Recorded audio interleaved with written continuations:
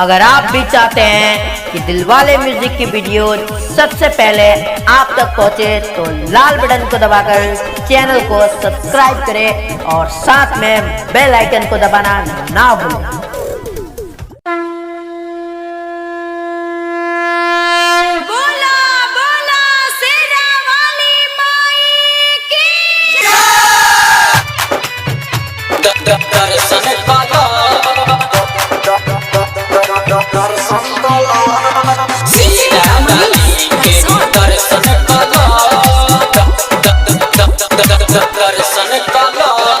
मैहर चला ये भौजी मैहर चला शेरा बाली के दर्शन कला।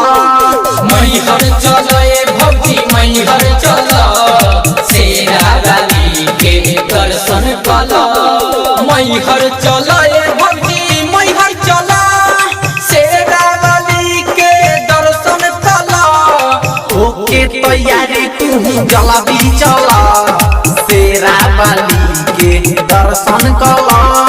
मैहर चला ये भौजी मैहर चला शेरा बाली के दर्शन कला। RPS recording studio Gaudiya. दर्शन कला शेरा बाली के दर्शन कला।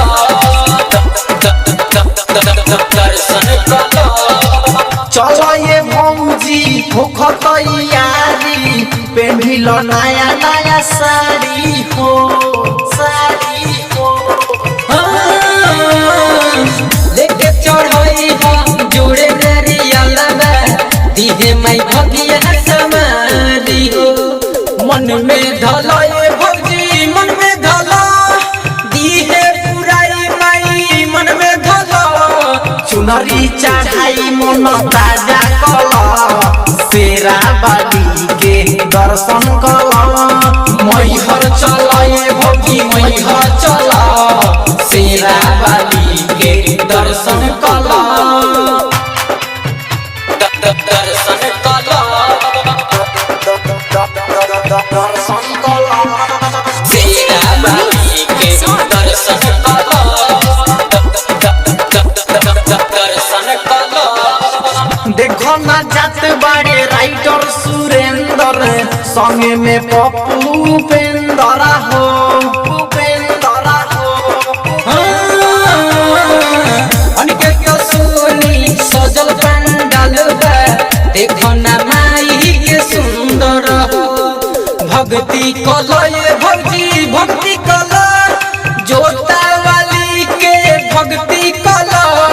चुनरी चढ़ाई मन ताजा कला शेरा बाली के दर्शन कला। मैहर चला ये भौजी मैहर चला शेरा बाली के दर्शन कला। मैहर चला ये भौजी मैहर चला शेरा बाली के दर्शन कला। मैहर चला ये भौजी मैहर चला शेरा बाली के दर्शन कला। मैहर चला ये भौजी मैहर चला शेरा बाली के दर्शन कला। ओके तैयारी तू जला भी चला शेरा बाली के दर्शन कला। मैहर चला ये भौजी मैहर चला